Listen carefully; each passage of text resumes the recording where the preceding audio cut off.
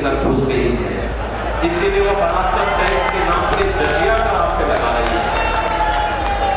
ये जजिया कर औरंगजेब ने भारत में लगाया था, कहा था कि या तो जजिया कर दो और नहीं तो मुसलमान बनो। इसके अंदर जो आवाज आ रही है वो आवाज यही है, हर जवान से की आवाज है, और वो आवाज है जो राम को लाए हैं,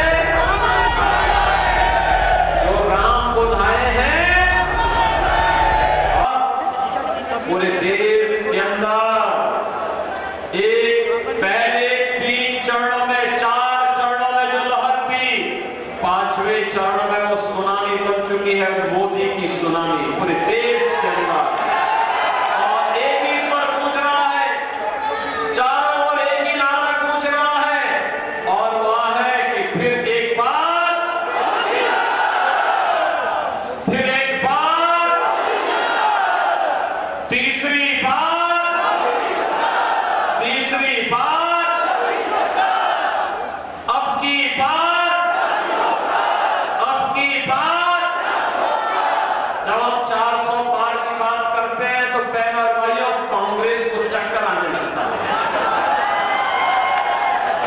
और चक्कर इसलिए आने लगता है क्योंकि 400 सीटों पर वो चुनाव ही नहीं लड़ रही है, तो जीतेगी कैसे? और इसीलिए तो मैं कह रहा हूं, जनता जनार्दन से जवाब देती है। क्या जवाब देती है? जवाब देती है कि जो राम को लाए हैं, जो राम को लाए हैं, पूरे देश से की आवाज है। और मैंने विरासत विकास के अद्भुत संगम अयोध्या में रामलला आ गए, और कांग्रेस को तो सत्ता की इतनी जल्दी थी, इतनी जल्दी थी कि करतारपुर साहब को ये बोल गई थी। तो मोदी जी आए, तो मोदी जी ने आने के बाद करतारपुर कॉरिडोर के निर्माण के कार्यक्रम को भी आगे बढ़ाया, गुरु नानक देव की पावन धरा को भी भारत का हिस्सा बनाने का कार्य आगे बढ़ाया, और गुरु गोविंद सिंह जी महाराज के 4 साहबजादों ने, जिन्होंने सरहिंद के लिए अपने आप को बलिदान किया था, उनके नाम पर 26 दिसंबर की तिथि को वीर बाल दिवस के रूप में मनाने की घोषणा भी की है। इसलिए बहनों भाइयों, आज इसीलिए मैं आपको पास आया हूं कि पावन धरा तो मेरे लिए 2 प्रकार से महत्वपूर्ण है, गुरु नानक देव जी से लेकर के गुरु गोविंद सिंह जी के साहबजादों की पावन धरा के रूप में, और हमारे नाथ संप्रदाय के पवित्र संत बाबा सिरसाई नाथ जी के नाम पर, जिनके नाम पर इस सिरसा बसा हुआ है, इसलिए ये मेरे लिए एक पावन धरा है। इसको मैं कोटि कोटि नमन करता हूं, आप सबका अभिनंदन करता हूं, स्वागत करता हूं। बहनों और भाइयों, आज देश बदल चुका है, हमारी पीढ़ी सौभाग्यशाली है कि हम नए भारत के नागरिक हैं, मोदी जी के नेतृत्व में कार्य कर रहे हैं, और जो दुनिया के लिए असंभव है, जो कांग्रेस से असंभव था, वो मोदी जी ने संभव करके दिखा दिया, कर दिया ना। देखो, पहले दुनिया में भारत का सम्मान नहीं बचा, लोग भारत को शक की निगाहों से देखते थे। पहले दुनिया में भारत के बारे में तमाम प्रकार की चर्चाएं होती थी, हमारी सीमाएं सुरक्षित नहीं थी, दुश्मन भारत की सीमा में घुस जाता था, आतंकी विस्फोट होते थे, जगह जगह विस्फोट होते थे, नक्सलवाद चारों ओर फैला हुआ था, विकास कार्य ठप पड़े थे। जब सुबह उठते थे तो पहला समाचार भ्रष्टाचार का, और सायंकाल होते होते आतंकी वारदात की घटनाएं आने लगती थी, निर्दोष लोग मारे जाते थे, सेना के जवान शहीद होते थे, गरीबों के कल्याण के लिए कोई योजना नहीं थी, कोई गरीब भूख से मरता था, किसान आत्महत्या करता था, दवा के भाव में मरीज दम तोड़ता था, बेटी और व्यापारी सुरक्षित नहीं थी। बहनों और भाइयों, पिछले 10 वर्ष में मोदी जी ने भारत की तस्वीर और तकदीर को बदला है। ये तस्वीर और तकदीर को कैसे बदल दिया है? आज भारत का सम्मान दुनिया में बढ़ा है, दुनिया में कोई संकट आता है, लोग दुनिया भारत की तरफ देखती है, सीमाएं सुरक्षित हैं,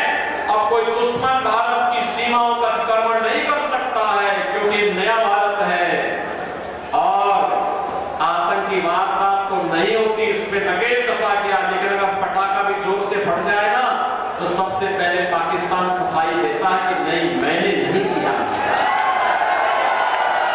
उसे मालूम है अगर समय रहते सफाई नहीं दी तो ये भारत है छेड़ता नहीं है, लेकिन अगर कोई छेड़ता है तो उसको छोड़ता भी नहीं है, वो भयभीत रहता है।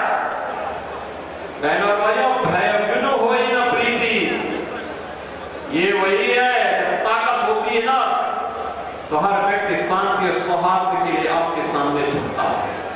और आज भारत ने दुनिया को एहसास कराया है। विकास के कार्य बड़े बड़े highway, railway, metro, IIT, IIM, AIIMS, one district one medical college, triple IT, NIT, world class university और हर व्यक्ति के स्वास्थ्य के लिए हर घर नल और नल में जल की योजना मोदी जी ने पूरे देश के अंदर लागू कर दी। देखो कांग्रेस के लोग भूखों मरते थे, गरीबों को भूखों मारते थे, उनका राशन खा जाते थे। और बहनों भाइयों, भाजपा की सरकार में 80 करोड़ लोगों को फ्री में राशन मिल रहा है। मैं बोलना चाहता हूं जो लोग पाकिस्तान का राग लाप रहे हैं उनको बोलो 23 से 24 करोड़ की आबादी का पाकिस्तान भूखों मर रहा है, वहां की जनता सड़कों पर है, तोड़फोड़ आगजनी हो रही है, 1 किलो गेहूं के लिए छीना झपटी हो रही है। और मोदी जी के नेतृत्व में भारत ने 10 वर्ष में 25 करोड़ लोगों को गरीबी रेखा से उभारने का काम किया है। 60 करोड़ लोगों को देश के अंदर 5 लाख रुपए का स्वास्थ्य बीमा का कवर मिल रहा है। 50 करोड़ गरीबों के जनधन अकाउंट खुल गए हैं। 12 करोड़ किसानों को किसान सम्मान निधि का लाभ, 12 करोड़ घरों में शौचालय का निर्माण, 10 करोड़ गरीबों को उज्ज्वला योजना का कनेक्शन और 4 करोड़ गरीबों के मकान बन गए हैं। और मोदी जी ने घोषणा की है तीसरी बार सरकार बनेगी, 70 वर्ष से ऊपर के हर एक बुजुर्ग को 5 लाख रुपए हर वर्ष स्वास्थ्य के लिए उपलब्ध करवाएंगे। मोदी जी ने घोषणा की है तीसरी बार सरकार बनते ही जितने बचे हुए गरीब होंगे उनको भी एक एक मकान उपलब्ध करवाएंगे। मोदी जी ने घोषणा की है तीसरी बार सरकार बनाएंगे, सोलर स्कीम के अंतर्गत हर घर को फ्री में बिजली उपलब्ध करवाने का काम भी करेंगे।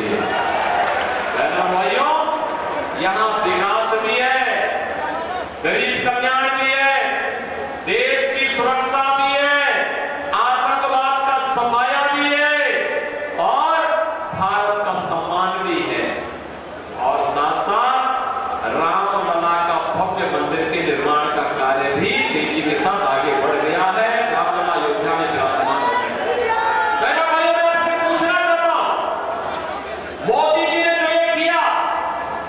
इसमें किसी के साथ भेदभाव हुआ है क्या?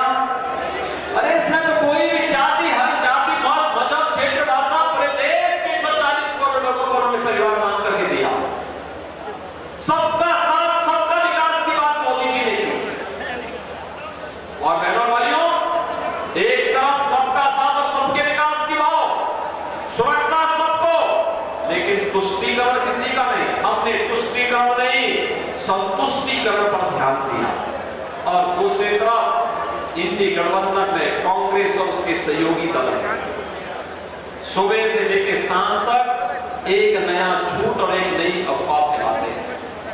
जब सत्ता में थे तब कुछ नहीं किया, तब हिंदुओं की भावनाओं के साथ खिलवाड़ किया। तो उस समय लोग क्या कहते थे? कहते थे हिंदुस्तान के संसाधनों पर पहला अधिकार मुसलमान का है। अरे कहां हमारा हिंदू जाएगा, कहां हमारा दलित जाएगा, कहां पिछड़ा जाएगा, कहां अन्य गरीब जाएगा, कहां महिलाएं जाएंगी? और ये राग लापते थे वही। और आज बहनों और भाइयों, इनके अंदर एक और भूत सवार हो गया है। कांग्रेस ने अपने घोषणा पत्र में इतनी खतरनाक घोषणा कर दी है, अब कहती है कि कांग्रेस सत्ता में आई तो सत्ता में आने के बाद गरीबी हटाने के लिए देश के हर नागरिक की संपत्ति का सर्वे करवाएगी। सर्वे करा करके वरासत टैक्स लगाएगी। वरासत टैक्स का मतलब आपके बाप की, आपके दादा की, आपके ग्रैंडफादर, आपके फादर, जिसकी भी प्रॉपर्टी आपको मिली होगी, उस प्रॉपर्टी में से आधी प्रॉपर्टी कांग्रेस के लोग ले लेंगे और फिर इस प्रॉपर्टी को वह मुसलमानों को बांट देंगे। क्या आप इसको स्वीकार करेंगे? क्या आप इसको स्वीकार करेंगे? क्या आप पाकिस्तानियों को और मुसलमानों को अपनी संपत्ति पे कब्जा करने देंगे? क्या? अरे हरगिज़ नहीं, भारतीय जनता पार्टी को ये मौका ही नहीं आने देंगे।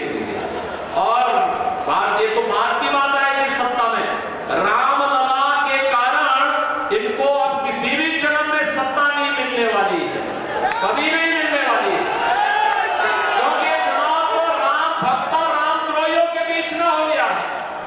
ये तो रामद्रोही है, हमेशा राम का विरोध किए हैं, भारत की विरासत का विरोध किए हैं, इनको सत्ता कभी नहीं मिल सकती है। और यही कहने के लिए आज मैं आपके पास आया हूं। बहनों और भाइयों, आपने औरंगजेब का नाम सुना हो ना? ये मुगलों में सबसे क्रूर बादशाह था। औरंगजेब, कोई मुसलमान भी अपने पुत्र का नाम औरंगजेब नहीं रखता, मालूम है ना आपको? इसलिए नहीं रखता, औरंगजेब ने सत्ता के लिए पहले अपने भाई की हत्या की और फिर अपने बाप को भी जेल भेज दिया। बाप उसका पानी के लिए तरसते तरसते मर गया। वह औरंगजेब था और अब औरंगजेब की आत्मा कांग्रेस के अंदर घुस गई है, इसीलिए वो वरासत टैक्स के नाम पर जजिया कर आप पे लगा रही है।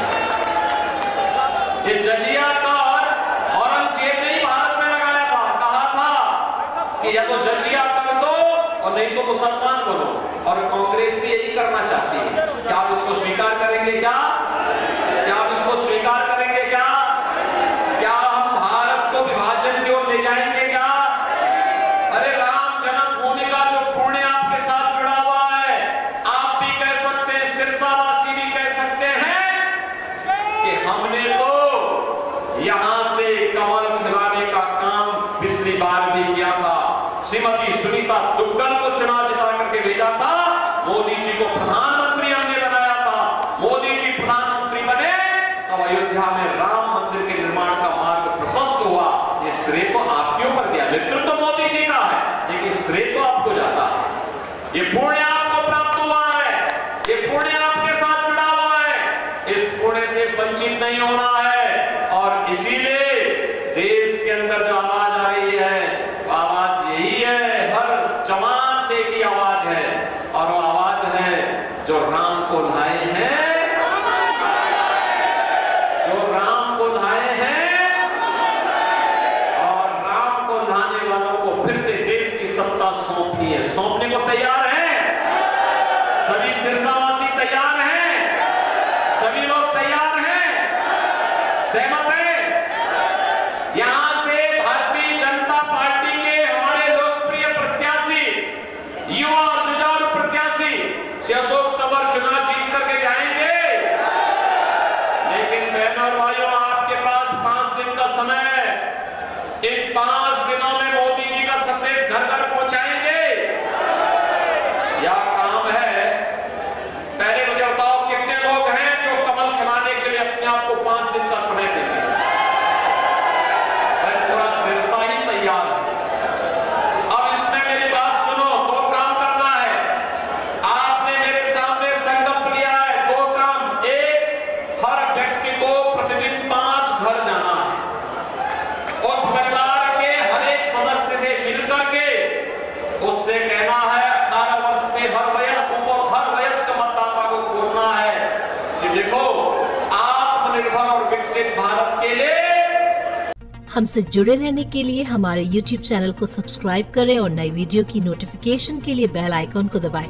अगर आप ये वीडियो Facebook पर देख रहे हैं तो लाइक जरूर करें और ज्यादा से ज्यादा शेयर करें। धन्यवाद।